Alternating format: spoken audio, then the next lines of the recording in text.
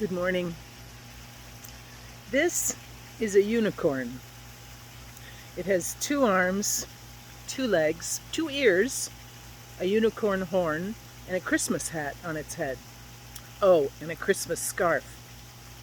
Except that it no longer has these things. We do surgery regularly on our puppy's toys. And so often what we see with our eyes is not the full picture. It's a mystery when we think about our life, and I talk about mystery a lot. For me, it helps, because otherwise I feel like as soon as I learn the equation to life, things will get better, or things will make more sense, or I'll be more patient, or more kind, or more like God. And yet, things are not what they appear.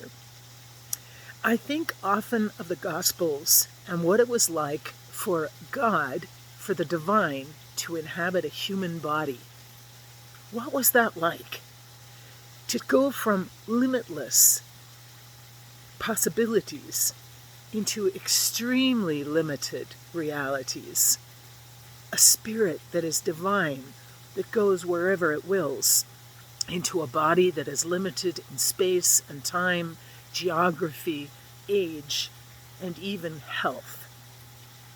In our experience of life, often we feel that the grief we carry feels like we have had limbs amputated, that there are parts of ourselves that existed before that have now been lopped off, have now been extricated, and we feel the gaping wound of the loss of that part of our life, whether it's individuals, whether it's a job that we've had, whether it's friendships that have gone south, that no longer sustain us or offer us strength due to all kinds of circumstances.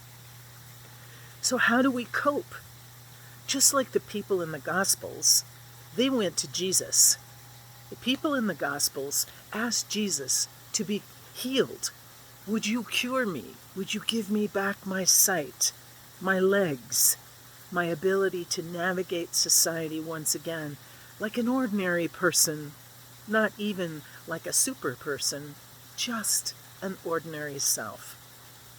And we know from the stories in Scripture that often Jesus was able to heal individuals who came to him for help, restoring sight, restoring limbs, helping epileptics, even the dead, raising the dead.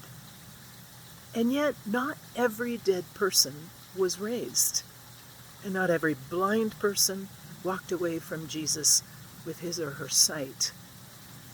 This mysterious interaction with the divine is something I pray about a lot, and I'm sure that you dwell on it too. We are animated by fairness as human beings. What one person gets, why doesn't another get the same?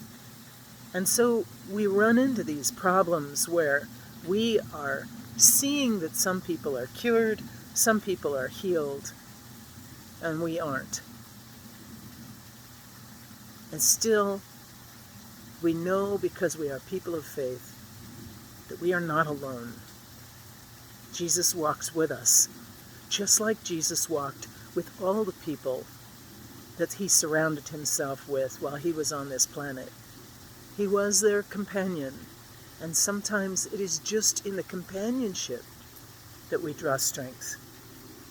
Sure, we'd like to be the one that sees again, the one that receives hearing, or whose limbs who are not working become fully active and viable again.